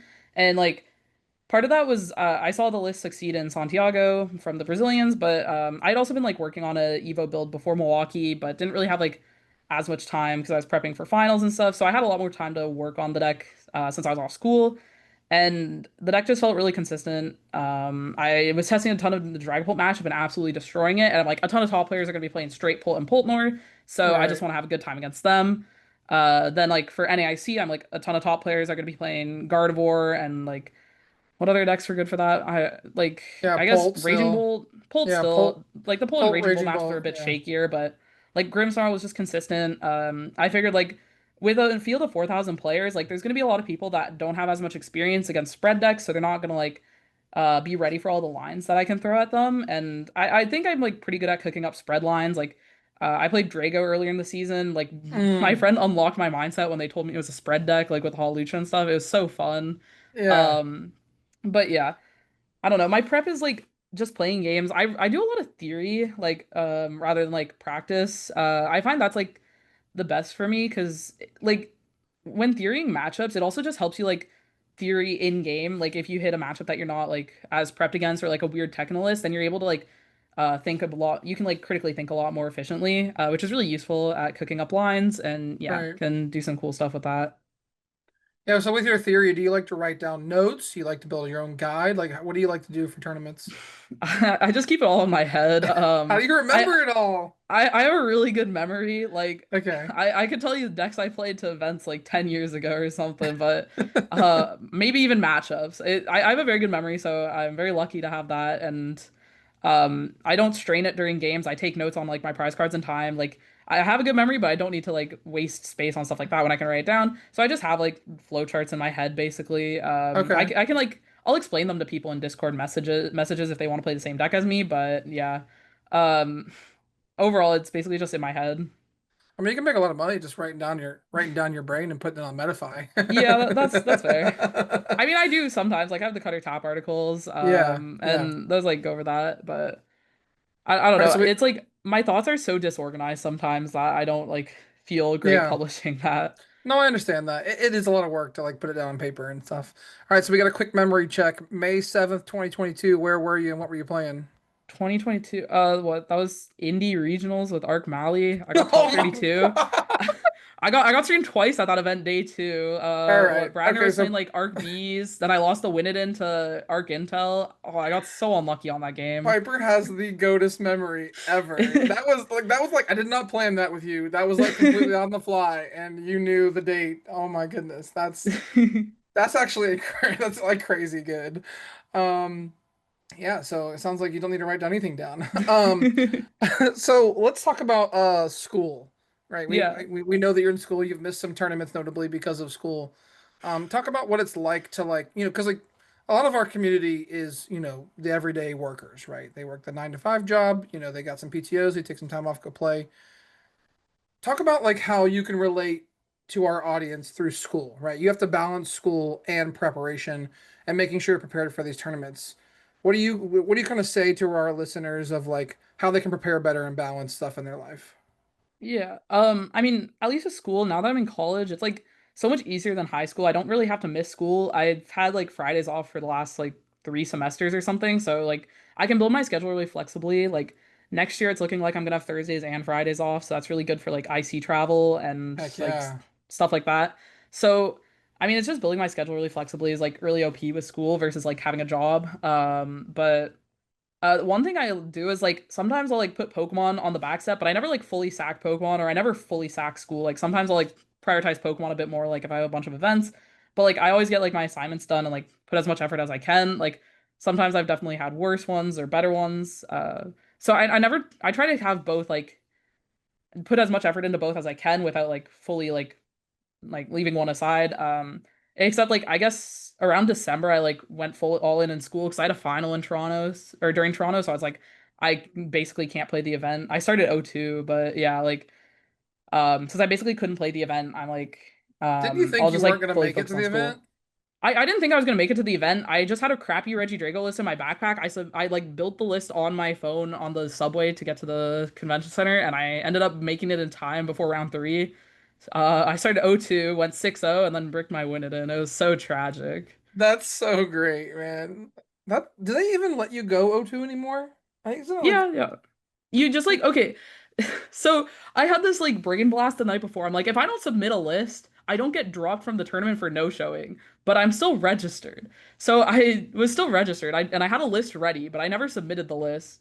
So I just like showed up and was like, "Can you enter me at O2?" So they did. I don't know where. oh, so it's because you didn't submit a list that you were Yeah. able to. Because Oh, the issue is okay. like you get dropped at the end of round one if you submit a If list, you, and because you then get paired you're against then someone, right? yeah, and then you're like dropped for two. Then you're dropped for round two, and they can't add you back in at that point. I'm pretty sure. So Oh, yo, it unique yeah tip to everyone. You're gonna show up late. Don't submit a list. yeah. I mean, if you're showing up 2 rounds late, don't submit a list. If you're showing up 1 round Sure. late, then it's fine. Yeah. Because you can check in by the end of the round. But yeah, just don't show up late. That's the better plan. But Yeah, true. I had one tournament, because of we had a child recently, that I wasn't able to go to, but I was registered anyway, so I just like kept it and submitted like the craziest list. That way, someone could get a win round one. So yeah, that's interesting. What other advice do you have for Pokemon players trying to prepare? How do you like to when you address the conversation of theory, what does that mean to the average Pokemon player that doesn't maybe know that kind of stuff? I mean, for me, like when I'm theorying, I'm just like thinking of lines into matchups and like what my opponent's gonna do. So like I'll just like look at like common lists. Like so for NAIC or I guess for Worlds Prep, I'll just like look at the most popular lists of like straight Dragapult or something and be like, okay, if I like go for this, how can my opponent deal with this? And it's like towards playing two monkeys. If I'm playing Grimmsnarl, like my game plan is gonna be like spreading damage, potentially going for a Devo play, but Tord with two monkeys is gonna be able to disrupt that line pretty easily. So then I want to like look for something else or like what abuses their deck the most. Something like Gardevoir or Raging Bolt. Like Gardevoir doesn't really have an engine. Raging Bolt, you can target the Hoo-Hoots pretty easily. So it's like in those games, if you get a little bit behind, you may be able to just target their engine and then like Iona them out of the game. So it's just like cooking up lines like that, I guess. It's pretty hard to explain, I feel, but Yeah, I it don't know. is I've been doing it hard. for so long that I just like have a feel for it. Yeah. And yeah. Theorying is like something that's a very difficult skill to like learn in the game. Just that it's a discipline to sit down and like look at Limitless and like look, even Yeah. online results, while those aren't like the best results, like early in a format, it's like all you have, right? Yeah, You for you sure. got you gotta use that to your ability. So let's talk about Grimmsnarl next. Obviously, you did great at NEIC. You got top eight, with Grimmsnarl, and you were on the Shift Gear podcast. Talked all about that. One of the questions I want to know is, what was your 61st card? What was like the one card that you wanted in the list that you just couldn't find a spot for? Fourth Monkey Dory. Like there were just so many games that like I was able to get to a spot where three Monkey Dory would be good, and then I like prized one, or like my opponent was just pressuring my Monkey Dories, and that really strained my recovery cards. So like a fourth one's just so good. I really wanted a space for it, but I couldn't really justify cutting anything because I was just like looking at all the deck lists that were like people were like playing, and I'm like, these look so inconsistent. Like if I just play extra consistency cards, I'm gonna set up more than them and get like extra percentages that way. So I just really didn't want to cut any consistency cards for it, and that worked out pretty well because like I had a lot of opponents just break against me, and Grimmsnarl also has consistency issues at times, so I just want to minimize It those as much as does, yeah, possible. yeah. It does have some consistency issues as you mentioned. We saw over in Japan some Tatsugiri in Grimmsnarl. What are your thoughts on Tatsugiri and Grimmsnarl? I think Tatsu like has the same issue that Fez does, where like the cards are really good, you just don't really have the bench space for them, and especially if you're like setting up frost lasses, and with how many monkey doors there are on the format, the Tatsu is really easily knockoutable, and then the frost or the Pheasantipede only having like 210 HP can really like mess up your time because a lot of times you want the ability to flex into a one prize board. Like I've had a lot of lines where I like corkscrew punch with a Morgrem to like set up damage or like take a knockout, and then have another Morgrem or Impotent on the bench, and then clean the game with a Grimmsnarl when my foot's at one. And like having Fez bench at any of those times would just mess up those lines completely. And sometimes it can Right. be really hard to see that you're going to need to go into those lines. Because it could be something where like you whiff a turn even though you have the Fez, and then now you're in like a really awkward spot. Maybe with like a Turo or something, the Fez would be a bit better, but it's kind of hard to find Turo and fit it in Yeah. with all that. But Yeah, I yeah. was kind of experimenting with a 2/2 Zoroark, but that you don't have to put two on your bench, just like one. Yeah. Especially in the next format with the air balloon coming, like Yeah. Zoroark is like Zoroark air balloon is like something I want to put in every deck next Yeah, for format. sure. I'm just like those are the three cards I want in every single deck to start. But yeah, so as we approach Worlds, you said you watched some of the Japan Championships before we came on. We had two Marnie's Grimmsnarl in top eight, one loss in finals, kind of led to to the consistency issues that you Yeah. mentioned. What are your thoughts on Grimmsnarl and the upcoming meta? I think it's in a similar spot to where it was for NAIC, where I think it's like a good deck. I don't know, like I don't think it's the best deck by any means, but I think it's a very good deck. Like the Gardevoir matchup is gonna get a bit trickier because they get like really interesting lines with the Jellicent and TM Devo. And also just like the matchup got a little bit more annoying with like the Turbo Energized Quad Monkey stuff. I still think it's like favored in that matchup, but it can definitely there's a lot more that can happen. The Air Balloon's really useful in that matchup though because it prevents like Mind Bend stuff. Right, Um, I think for World specifically though, I think we're at a point where Raging Bolt should go down a decent amount because on the one hand, like top players tend to stray away from Raging Bolt. Like obviously there's a few exceptions, but overall, like the majority of the top player base is not going to be playing Raging Bolt. And then also right. with Guardy just winning and Guardy not like getting in a worse spot. In fact, it gets in like a better spot with Jellicent, arguably. Like I think a 1-1, 2-1 line is really strong. Um, with Guardy being in a better spot, that matchup's so bad for Raging Bolt now if they like play Shaman. There's so many things. Like that matchup was already pretty sus like Yeah, last yeah. format, but overall I think that matchup's like really bad now. So I just think Raging Bolt's not going to be very popular for NAIC or sorry, for Worlds, but for Worlds. Yeah. NAIC it was like number one deck and that matchup's like allegedly not great for Grimmsnarl. I mean I was able to beat all the ones I played against, but I think I it's know favored for Grimmsnarl. Two attacks and you win. yeah, I don't know. Like, I know a lot of people that played the deck on the basis that it had a solid Grimmsnarl matchup, so, and they played a lot more Raging Bolt than I have, so, I don't know. It's like, I don't know. I think Grimmsnarl is still in a good spot. The Air Balloon, yeah, is really good in the deck. But, Any yeah, I other think new that's, cards that you would try to put in a list from Black and White coming up? Your maybe a Tool favorite Scrapper. region ever, apparently. Yeah, Tool I mean, Scrapper. like, the Tool Scrapper is like, so a play that, like, Dragapult decks can do against you to prevent Devo plays is, like, a luxurious cape their Dragapult so that when you devo it, it has 190 HP. So you could just play around that. But I don't know if the Tool Scrapper gets enough value outside of that for it to be good. But like being able to Arbin for Tool Scrapper Devo seems really strong. Um, and then I can't really think of anything else off the top of my head. But yeah, the set's pretty unimpactful. Like the Hilda card's really good. The Loma The Hilda Mola looks card's really goaded in good. Dragapult. But yeah, other than that, I really like the Aloma Mola, but I don't think it's good in Grimmsnarl. It seems really good in like Poltnor though. Yeah, Um, just getting back your Duskulls or your Dreepies is really strong. pretty good. You mentioned the Guardy deck that's going to be playing the Jellicent. Yeah, Probably almost guaranteed. There's some lists that did well. But the Jellicent, for those that don't know, item locks when it's in the active and tool locks. So you can't devote them. You can't play items. Right? There's a lot of things that you cannot do that turn when that thing's in the yeah. active. You can't counter catcher around it. So what does Grimmsnarl have to do? How do you have to shift your play to be able to beat a matchup like that with all the interesting lines they have? I mean, you just need to like be careful about them like uh going into the Jellicent. So like if you're holding Secret Box or like Pokegear or something for a supporter for the next turn, you just have to slam it a turn earlier. And like if they Iono you, you had a bad enough hand that you had to grab your supporter a turn early. That the Iono is not that bad of a deal. Like a lot of times you'll probably just end up evoing into Morgrums and like slamming a Spike Myth and just hoping they don't have like Stadium Bump. And like just because the thing is like the Jellicent's weak to dark, right? It is I'm weak to dark, yeah. yeah. So if you can get the Grimmsnarl out, you can like deal with it pretty efficiently. You just have to be careful of like you can't play it as aggressively because they can do something like Devo with the Jellicent, and then you can't rare candy back into Grimmsnarl, and then they can start like attacking for 80 on your Morgrams with like a Monkey Dory ping, and that's knocking out your Morgrams.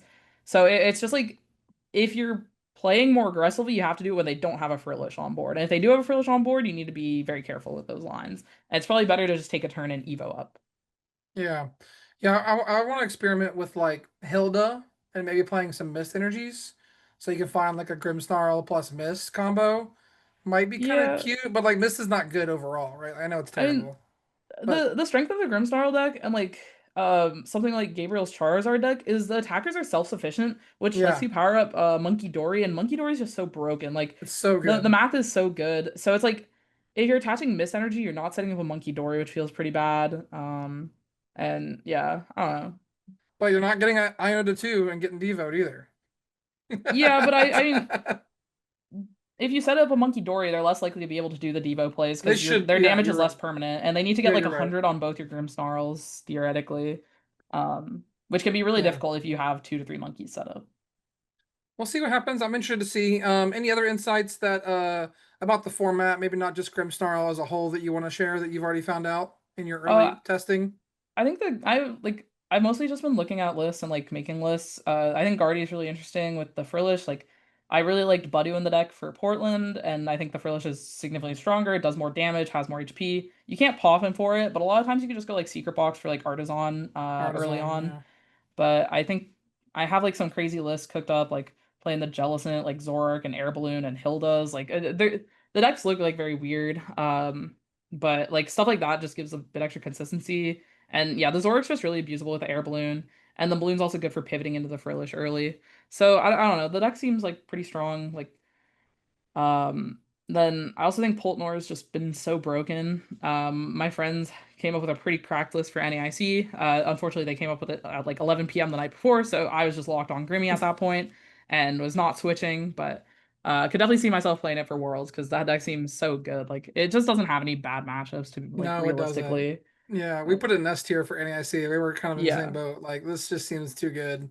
Yeah, I was playing it so much and like I really wanted to play it, but just like I ran into too many consistency issues that were not solved in a Yeah, it's good fair. enough. Like we didn't have enough time like to Yeah, test it. The Hilda makes it even more consistent. Yeah, So yeah, definitely test absolutely. the Hilda out. Yeah, It's good. finding the Neo upper is really strong. It's so good, bro. You find like Dust or Neo, and you're like Yeah, yeah. cooking. So good. Okay, so last question before we head out here. Yesterday, Pokemon announced changes to 2026 season, including time rules, including extra Swiss round, 10 more spots to top 35, 125, things like Yeah. that. What are your overall opinions on the changes that were mentioned yesterday? Yeah, I mean, more spots for Worlds is like fine. I mean, it's just they're basically just like they're probably gonna change it every year based on the venue size they get. So I mean, that's like understandable that it's not gonna be like set in stone year after year. I don't think extra World spots is bad by any means. Considering it's such a small amount too. The extra Swiss round, like people have been asking for it, and yeah, it's pretty needed. Like losing your Winnenden to cut at like 9-2 and then going to 9-3 or 10-3 or something, and then bubbling top 32 cash feels It's really bad at horrible. regionals. It's horrible. Even like at ICs, you're losing out on $1,000. At least you're still getting some cash for top 64, but that definitely feels pretty bad. So the extra round should make the bubbles a lot less harsh, and you're gonna see a lot less of like a couple X2-1 sneaking into 16 and then a couple bubbling out, which also feels bad. Like I was on the lucky end this season, and when I was X2-1, I kept getting 16s because I just had good resistance, but definitely could have been rough if I didn't. And then the time change just doesn't make sense to me. Like slow playing is already such a bad, like it's such a big problem at like the highest level. Like I hear people talk about it all the time. Like it's so egregious. Like I've gotten slow played at recent events. It's so annoying, and like it's easier now because like you only need to get to time and then your opponent only has one more turn rather than two more turns, which means like if you have a one prize board and your opponent has two prizes, they can't win. Which is actually it's actually just egregious. Like I they need to up the time at least to like 55 or 60 minutes if they're doing +1. And that gives them significant control over the timing as well. Yeah. I'm not excited for the new time change, and Yeah. I think I will be offering gentlemen's more often, and I'll be calling out slow play more, and probably keeping out my thing where I play pretty fast. But yeah, Did you play in Pittsburgh this year? I did last year. No, this season. The You mean first Baltimore? regional.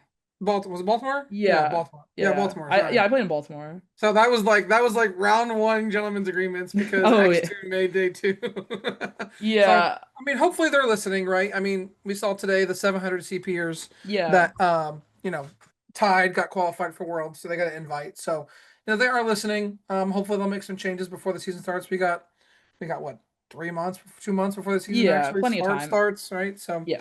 um So yeah, thanks for your opinions there. So yeah, thanks for coming on for the podcast. You got any sponsor shout outs or friends you want to shout out, Cutter Tap articles, anything like that? Yeah, I should have a Grimmsnarl Cutter Tap article coming out soon. I sent it to them a while ago, like 2 days or something. So yeah, hopefully that Okay. comes out soon. Um, you can check out my YouTube channel. It's just my name, Piper Lepine. My Twitter, just my name, Piper Lepine. You can find me pretty much anywhere, just my name. Yeah, it's Yeah. pretty easy branding. Shout out to all my friends for supporting me in testing and stuff. It's been an awesome end to the season for a lot of us. My group made like 20K at NAIC, which was pretty awesome. Three of us Wow, ASIM'd. It was that's a awesome. lot. But yeah, we don't always agree on the deck, but we do well. So that's I mean, as yeah. long as you guys test, each other's decks, you Yeah. guys are all playing good decks, right? So you're learning the matchups. Well, Piper, thanks for your time. I appreciate you coming on. I know, Yeah, you're thanks for busy. having You're me. busy around there, and we'll see you next time here on the Beach Court Podcast. But we'll get back to the original scheduled program, guys. All right, we're back here at the Beach Court Podcast. That was Piper Lepine. Hope you enjoyed her interview. And next up, we're going to jump into the new card reveals that were revealed this weekend at the Japan Championships. Some really spicy cards that we're going to talk about. This is going to be our next main set. So these will be our mega set that we get in November here in the States for LAIC. So, yeah, Max, you want to lead us through some of these cards? Yeah, I mean, very excited to see. Again, what's the great part about all the Champions Leagues and the Japan Championships? We get to see so many brand new cards. And we have some pretty cool ones to feature this time. So first off, one thing, kind of a less noted point, but we have full art trainers appearing for the first time ever. So both Rare Candy and Night Stretcher have had gold versions, have their basic versions. Now we have this super cool full art version. I need 4 of each of these ASAP. Well, I only own 4 Night Stretchers, so any Night Stretchers I'll take, honestly. Any other item cards that you're hoping to see as a full art here pretty soon? Ultra Ball. Ultra Ball full art. Ultra Ball would be sick. Any other electric generator? Ooh, that'd be a cool one. Go slam down the full art. Your opponent cries as you draw 5 lightning. You can make the background yellow, like electric. That'd be kind of sick. It would be leaning into a gold at that point, though. But listen, yeah, it would. Yeah, I gotta say this real quick. TPC High needs to step their game up because this reveal stuff is so much fun, and this wasn't even the only thing they revealed, right? They revealed the whole Champions League schedule for the rest of this year, at the Japan Championships, and there's no reason we couldn't have at least done that at NAIC. Because it was a hype moment. Watching this was hype. Azul had his phone out, taking pictures and translating real time with Google. But it was so much fun to watch and follow along with as these cards got revealed. Your brain immediately oh, what about this combo? Oh, what about this combo? So I think TPCI, step your game up. Yeah, definitely want to see a little more of that from them, hopefully, here in the future. So some cool illustration rares. We got to see here, we see a very cute Bulbasaur, Vulpix, and Inteleon. A friend of ours in the chat, shout out Chris, he was hoping that there'd be an ability, a reprint of Shady Dealings. Unfortunately, no more Shady Dealings, but some really cute arts and some cool Inteleon stuff. But I'll jump into the cards itself, what you're really here to see. We saw the Bulbasaur here, and we do see Bulbasaur. 80 HP, unfortunately. I'm a big Bulbasaur, Ivysaur, Venusaur enjoyer. 80 HP, unfortunately, not getting that Buddy Puff and Synergy. But we have Retreat Lock, bind down for 1 grass energy, Retreat Lock on a basic. Always something pretty cool to have around. And it's a grass type, so some relevant resistance. Evolves into an Ivysaur, isn't pretty corner standard. just better? Because isn't corner colorless? Yes. Yeah, okay. But it's just a guy that evolves that has actually a pretty useful attack. Yeah. Ivysaur, pretty standard 60 damage attack, but we have our first new Mega revealed, Mega Venusaur EX, a stage 2 with a baffling 380 HP. Its ability, Solar Trans, as many times as you like during your turn. You may move a grass energy from one of your Pokemon to another one of your Pokemon. Its attack for 4 grass energy, Jungle Dump, 240 damage, heal 30 damage from this Pokemon. So again, Mega Evolutions, 3 prize cards if you knock it out. Weak to fire, a very hefty 4 retreat cost. I think, interesting ability. Again, cool to see a lot of these Megas as they come out. Venusaur, very hype Pokemon, unknown and beloved Mega for those niche audiences. maybe not seeing like too much here. The grass, being able to move around the grass energy is cool.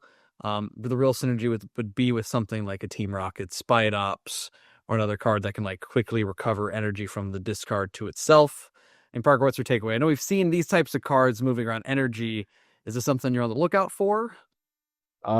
Actually, yeah, I kind of want to try this. Like, as long as they keep printing like grass stuff, like I don't know. I feel like there's not like a super good fire thing out right now. And like 380 HP, if you use the attack after getting hit by a Dragapult, they have to 3-shot you now. Yeah. Although they probably just gust you, they hit you twice. But still, you can have 400 damage on yourself. Well, okay, you take You heal it, 400 yeah. You damage. heal some of it. Hey, you can Monkey Dory too. Yeah. True. I actually missed Teal Mask Ogre Pod, of course, being able to flood the board with Yeah. grass energy, move that around. So some potential there. There's also the Flood catching set can find this card. exactly right. You have the Yon Mega EX, but actually, Eric, we have another way you can find this card that we're going to show off a little bit I saw. later. So, I mean, one thing that's interesting here, and there's two cards this can combine with. The one you're going to talk about, the item card. There's also the supporter that heals it fully, gets rid of all the energy from it. One thing to call out here and make sure people know, because you might not, you don't know what megas really do. 300 HP stands out, and you're like, oh my god, that's a lot. But they are worth 3 prize cards if you do knock them out instead of 2. So that is a new mechanic coming with this set. Well, I think it's a little interesting just to stand out. Again, we saw our Bulbasaur with a corner attack. You mix in a Relicanth, and now you have a 380 HP Mega Venusaur swinging with the retreat lock. Yeah, Absolutely. I thought about that too. It's kind of messy. All right, we'll keep it moving. We have a couple more new cards. Vulpix, pretty standard, theme deck material Vulpix. Stampede, he must have gone that cool stuff locals. Yeah, exactly. Showing up a 10 and 20 basic attack there. Cool effect. We've seen this type of effect before. Ninetales. Discard the top card of your deck for 1 colorless suspicious safe shifting. Discard the top card of your deck if that card is a supporter. Use its effect as the effect of this attack. I mean, like, kind of funny. I also really like discard research. Discard your yeah, but now they just Iota you and you're back to where you were and they killed your Ninetales. So, I like maybe not super useful. Just playing this for like Sada is kind of funny. There has to be some type of broken supporter coming out that they want you to do this with, right? Like, I don't think so. But like, what is this even for though? Like, you can use Cypher to stack the supporter and then discard it. Yeah, but what supporter would be good as an effective attack? That's what I mean. Like, that's why I don't think it's very good. I think it's a funny card. I don't know if it's very good. But, hate's here. That's a bulk card. We got Sobble. Surprise attack. We love a good surprise attack coin flip. Drizzile, no shady dealings with some double stab. And then the Thank Inteleon. God. Now, this one's actually kind of a cool attack. For 1 water energy bring down, the Pokemon in play that has the least HP remaining, except for this Pokemon, is knocked out. There are multiple Pokemon, choose 1. So... But it doesn't specify your opponent's Pokemon. So if you have a Badoo on your board and your opponent has nothing, you KO your own Badoo. Now again, I think there's some if you could set up a weird enough board state with this, where your opponent has like 2 bulky things in play, right? Maybe playing against a Goldango, they have like a Genesect, 2 Goldangos, and your board is like Inteleon plus like. Actually, you can't have a Fez down. Yeah. I don't know. I don't know what you should have down. I mean, I don't even know what you'd have down. More, maybe you're just an Inteleon deck. Maybe you just keep sniping with Inteleon. That's actually crazy. That I don't know. I mean, so we're getting through some of the silly bulk ones, but we promise. Honestly, the trainers that they revealed are honestly like the most banger cards. I mean, I want this card to work because the art is sick. Yeah, it is very sick art. When we have, of course, these are all the illustrations that we saw, so showing off the full evolution lines for those. We'll move on. Pachirisu. It's kind of a neat attack. These types of defending Pokemon attacks don't really do too much, but kind of neat. Tingly and Scissors, 10 damage during your opponent's next turn whenever your opponent attaches an energy from your hand to the defending Pokemon. Put 8 damage counters on that Pokemon. I think it's funny. Anything that's on the defending Pokemon only tends to not be that good because you have a lot of ability to retreat and maneuver out of it. But if you can't attach an energy to it to retreat, maybe we're onto something here. Or those will just go in your bulk bin. Parker, you think this is viable or bulk bin? Bulk bin. I think the art's very cute. The art is very cute. I'll give it that. What are you talking about? This goes to Palmot.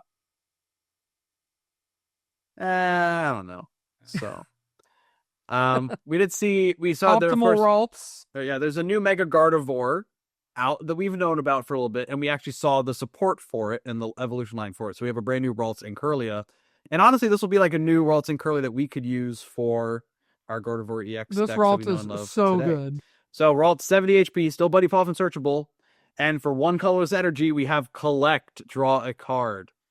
So I think you want to TM Evo sometimes, but if you're not TM Evoing, you get to at least collect and draw a card or headbutt for a single psychic for 10 damage. Yeah, this card is broken. Even more broken, maybe. Curlia, 1 psychic energy, call sign, search your deck for up to 3 Pokemon, reveal them, put them in your hand, and shuffle your deck.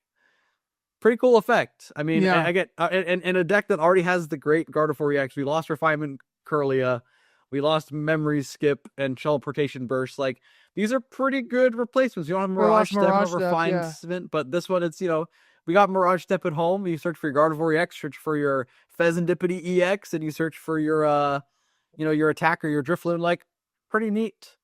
Azul thought this was Mirage Step, like right off the bat before it was translated. And he was like, "Thank Oh, yeah. God." Oh, because you see, something 3. Yeah, search for 3. Exactly. And of course, we see the Japanese of Mega Gardevoir. We've known this card has been coming out since the World Championships. And something else for Gardevoir EX to support. Next up, we have Makuhita. Pretty boring Makuhita. 80 HP, not Buddy Puff and searchable. 2 retreat costs, kind of chunky. But we do see a very important effect, including the next one.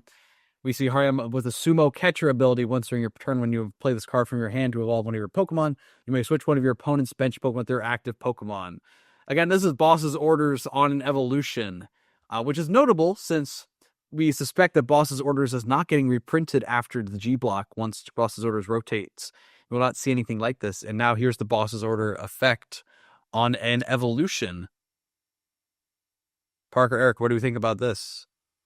I hope that it's still called Sumo Catcher because I like that ability name. But That is kind of a fun name, yeah. it actually is seems a little bit better than past ones that we got. So we got the Mabostiff and the Scarlet and Violet, but this has 150 HP, which I do like, and then it hits for 210 if for some reason you have to power it up. 210's not a bad number. I mean, you can easily power this up with reversal, triple acceleration energy that's coming out. Yeah, triple acceleration is just colorless, only right? colorless, I believe.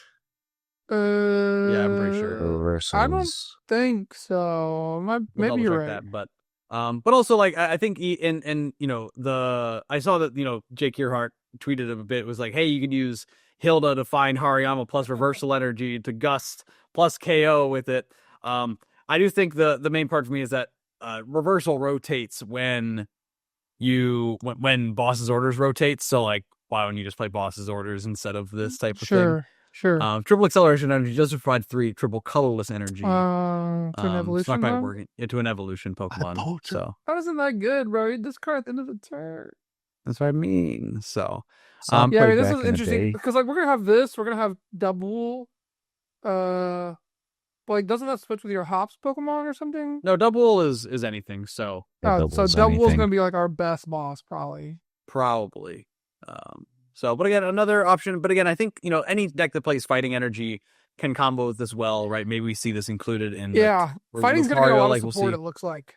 Exactly. Yeah. I mean, 210s is a good number to hit in the game, and again, when it's a boss on an ability, it's very, very good. So we saw the Ryle. We could play Garchomp Hariyama. Garchomp Hariyama. There we go. We see the Riolu to go along with the Mega Lucario being released. I do see a little bit of a balancing here. Again, the Mega Lucario EX is stage 1 with 340 HP as a 3-prizer. Bounce a little bit, the Riolu only has 80 HP, so a little bit of a positive move that I like there. To attack Accelerating Stab for Fighting Energy 30 damage, and you can't use Accelerating Stab during your next turn. There's a little bit of a balance for powerful fighting attack. Again, 1 Fighting Energy plus 30, plus we see the other fighting support that's coming out, I think just limits some of the oppressive potential of this in the early game. So you see our Mega Lucario EX, which has been coming out, and our first Mega EX basic Pokemon that we've seen. This card is so good. Mega Latias EX, 280 HP basic Pokemon, does give up 3 prizes. For 1 colorless energy, we have Strafe, dealing 40 damage. You may switch this Pokemon with one of your bench Pokemon. And it's a second attack. Again, it's a Dragon Pokemon, so we do see the mixed energy requirement. 1 fire, 1 psychic, 1 colorless. Mirage Pulse, 300 damage. Discard all energy from this Pokemon. Yeah. No weakness, as it's a Dragon Pokemon. I like So- this card a lot. A cool attacker. Now, I do want to show off one support for it. And again, this is Yeah. tricky attack cost to build the two different types of energy plus a colorless. Comboed with it in the same set is Latios with the ability Luster Assist. Once during your turn, when your Mega Latios EX moves from your bench to the active spot, you may move any number of energy from your benched Pokemon to that active Pokemon. So I think a very cool combo here. Again, I think really making this Latios EX a lot more splashable. And any decks that are playing this, I mean, think about if you have like Dragapult. the Dragapult, right? You have Dragapults down, you got like a Fire, you got a Psychic, you got like a Luminous, wherever, just go bench double of these, move your Latios, retreat your Badoo, or use your Latios EX to retreat into your Mega Latios EX, move the energy to the active, and you're hitting for 300 a quick like cleanup Alex, attacker. You're not thinking hard enough, bro. We're playing 4 energy stickers, Oh 4 my Pokemon goodness. catchers. Could be cooking something there. So again, I guess first off, let's talk about the HP, right? So 280 for a 3-prizer basic. Yeah. Again, we see Mewtwo, Team Rocket's Mewtwo EX hitting that 280 number as a basic, but the deck's not very good. It only hits 280. You need to do a lot to do that. You need 4 Team Rocket Pokemon to play to attack with it. Here we see it on a basic with a usable, simple attack to start out with, that gets itself out of the active, and a 300 damage attack. How good do we think this is going to be? I think it's pretty good. I mean, like, who's to say you don't just play a deck with Team Rocket Spidops and just hit for 300 every turn? Like, I don't know. Yeah, because Spidops can like take any energy, so I could see that being good. There's some cool things. There's definitely some options. Crispin's a card that exists, which is really nice. Thankfully, this doesn't take Crystal or anything like that. To power up super quick. That'd be nasty. Mhm. But I mean, energy switches in format. We have Ogrepons. We've got Crispins. We got lots of things that we can do with this card. Again, to your play mechanics of it being a 280 HP and 3 prizes. I mean, there's not much in format that's doing 280 except for Raging Bolt. So, I mean, while Raging Bolt is in format, maybe this card isn't very good, but when Raging Bolt rotates, this card could see a really good, play. Yeah. Can't wait for that day. Dude, is that next year? Are we losing Bolt? I hope so. Bolt is in H block and temporal forces, but Oh Sada my rotates in G block. God, bro. Sada rotates in G Wait, block Sada rotates?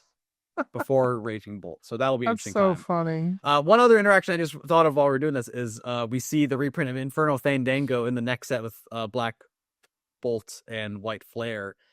This combos well with that. I mean, think Chen Pound like Iron Hands, right? You go and attach your fire energies and then attach your psychic from hand for turn. So it could be some potential there to You continue could do flooding. Ethan's Ho-Oh and like fire off, like Ethan's Ho-Oh, put the energy in play. True, we got some Um, options with that for sure. There's lots of options to power it up. The psychic energy is definitely awkward, but you can make it work. Blaziken, doesn't Blaziken do any energy also? Any energy, yeah. Yeah. So we see the release of, again, Premium Power Pro for extra damage for fighting Pokemon. But really want to dive into the other trainers they revealed, which is very good. So first off, we have Mega Signal. Search your deck for 1 Mega Evolution Pokemon EX. Reveal it, put it in your hand, and shuffle your deck. Again, Evo Incense for those Mega Evolution Pokemon. So again, we've seen this before with like Cherish Ball, searching for GXs. Tag teams. Tag teams. And of course, this one, I'd like the requirement it's only for Mega Evolution Pokemon. A little you bit can't of find the balance there. basics, yeah. But again, Rare Candy, Mega Signal, and you get your EX out lickety split. It's a very powerful card. I mean, cool to see. I like the card. We'll see how much is played. We got to see some more Megas get released. Right now, we only have a couple. So we'll see what happens. I think we're going to start getting the next cards. One of my biggest complaints at this moment is I want to see more item cards revealed. Right, I'm really curious. Are we getting more like Pokemon Search? Like Nest Ball is rotating, right? Ultra Ball, I think, is Ultra Ball rotating too? Yeah, I mean, I guess we'll see whatever comes out in J block. We have a little bit of time to see which card is getting like reprinted. True. Because right now, like Nest Ball and Ultra Ball are due to rotate, so we know something will get reprinted. Yeah. Sometimes we've seen it just be like Quick Ball existing. Yeah, I kind of think it would be in this set though, not the J set. Because like the main this is like they're like it's a switch of a main set, right? Scarlet Violet's over. We're going to Mega Evolutions. You can see that by the name at the bottom. So I think this is when we're going to see all those good cards, but hold tight. I think what was said was that they're going to be releasing more cards every Friday. So That's we pretty should cool. we should know more here soon. Good lookout. And one of the first very powerful new supporter cards we see, Wally's Compassion. Heal all damage from one of your Mega Evolution Pokemon EX. If you do, put all energy attached to that Pokemon back into your hand. So you have a 380 HP Venusaur EX that heals itself, and then you just can play Wally's Compassion, just heal it right up, and all the energy doesn't get discarded like a Cheryl, something we've seen in the game before, but actually goes back into your hand. You know, to go and recycle it. So I really wish it was any Mega. What? that might be too much. You Being think able so? to I mean, healing your Like healing all your your guy as a Megas. supporter is not that good. I think when they have this It much must HP, I be mean, there's some pretty good. potential for this, right? Right now, I mean, there's no good way to deal 380 HP. What are you talking about, bro? We got Raging Bolt I mean, how many turns are you doing that? every turn, bro. I don't know. I don't think I guess that is mathematically possible. It's And also, hard, when you have a though. future when Sada rotates, like we just talked about, Yeah. then how are you dealing that much damage? Yeah, I don't know at that point. You need weakness. So again, I agree with Eric though. I mean, healing cards, it's a difference of like how much play we see on a supporter.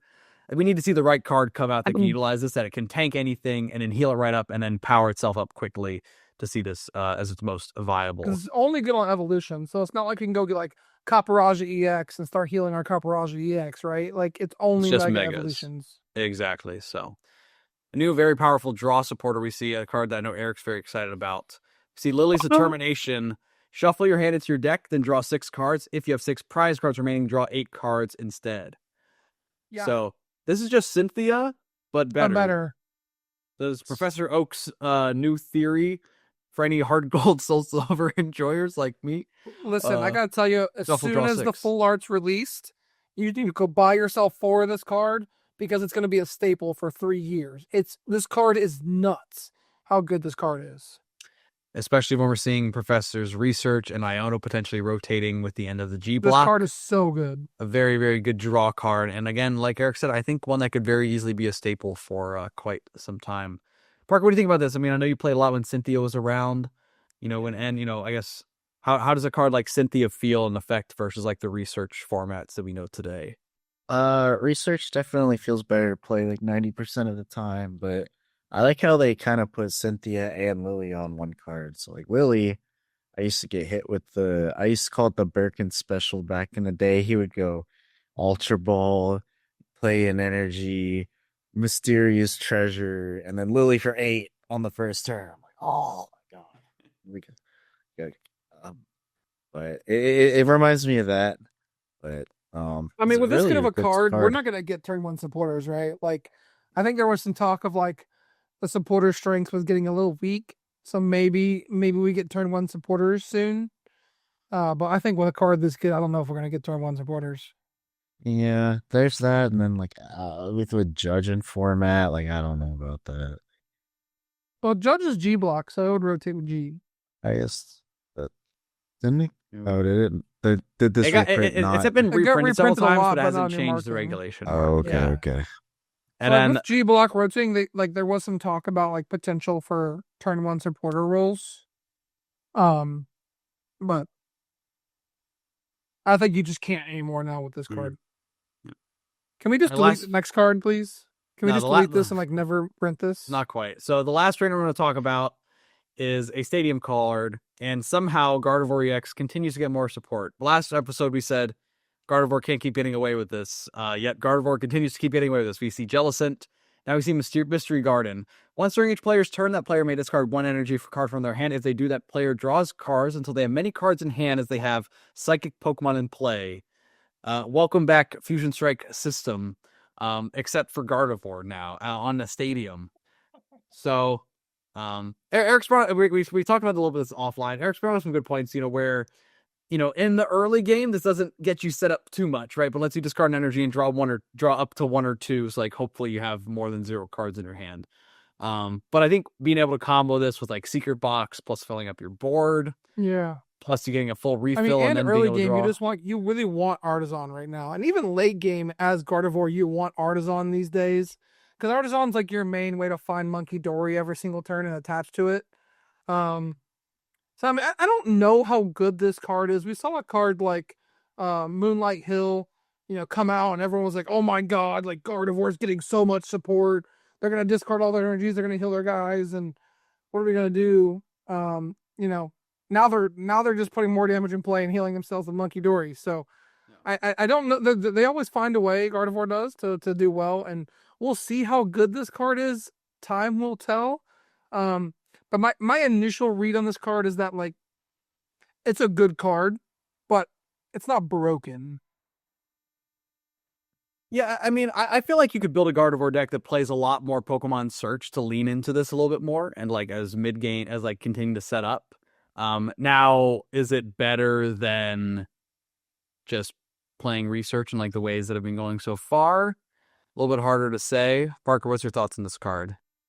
I think it's definitely good. And like, there's definitely like hands that you'll have where you'll be able to just like combo out, like I was saying, like Ultra Ball for Guardy, Rare Candy into Guardy, Vessel for Psychic Dark, attach the Dark to Monkey Dory, and then like this card draw like 5 Draw cards. 6, like, yeah. Yeah, like that's pretty nutty.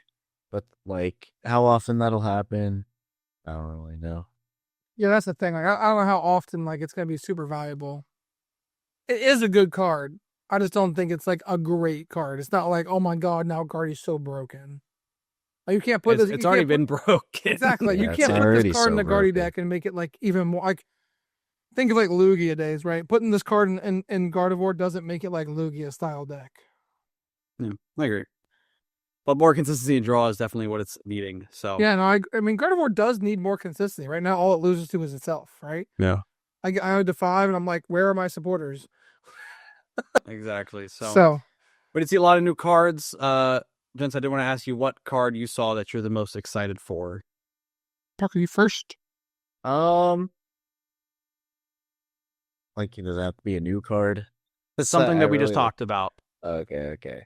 I'm hyped for Mega Venusaur. Really? Hey, there we go. Mega Heck Venusaur yeah. believers rise up. Heck yeah. Interesting. My standout card is the Art Rare Bulbasaur because I'm a big Bulbasaur enjoyer, and that card is like really cute, and it's got the cool like red razor leaves going everywhere. So definitely excited for that. Yeah.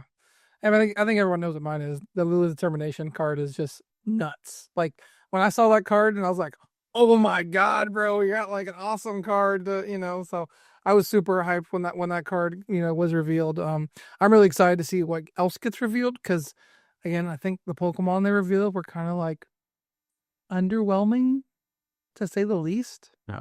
I think there's plenty more to come in terms of Mega Evolutions, and I remember like the Scarlet Violet base set, the first Terra Pokemon were Arcanine EX and Gyarados EX, and they both didn't do anything, right? So I mean, they got to start slow, and then by the time it's like this time next year, like, oh my gosh, Mega Charizard Mega Y that hits 5 million damage and powers itself up. Bro, please and don't takes print a 3 prize Charizard cards. Mega. Bro, please. Bro, they're putting a they have Charizard to. Mega. They have Oh, to. please. It's already confirmed. The third says Is it? Mega Charizard in it. Oh, There's I gonna be swear I Mega saw it Charizard. somewhere. Yeah, Mega Charizard X. There's 2 different Mega Charizards. We're gonna make cards for both It of could them. even be 3 new Mega Charizard. Bro, please. They might my have a new wallet, form bro. in this. You guys remember how new expensive game. Charizard EX was when it came out initially? Yeah, it was like $30. That card was ridiculous. Yeah, Just Parker because pulled it's off Charizard. Parker hit me with the lick. He sold me the Charizard EX deck back when it was $100, and now it's like $30, and he just bought it again to play it. So brilliant. Parker's got it like that. I did. That's smart. I think didn't that's sell gonna, it when it was super expensive. Though. True. I think that's going to do it for this week's episode of the Beach Court Podcast.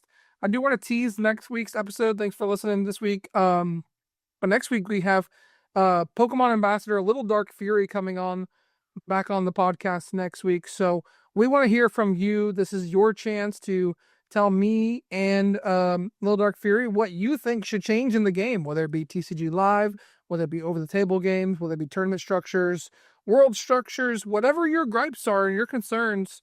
Let us know in the comments below. We'll put a tweet out as well. Comment on the tweet. We just need your information because we're going to run through them with Little Dark Fury, and we're going to, give our feedback on them and, see if we can get, some changes soon. I'm really excited to see what these ambassadors can pull off for us going into next season. So stay tuned next week for Little Dark Fairy, but that's going to do it for this week's episode. Thanks everyone for listening. Hope you have a great week.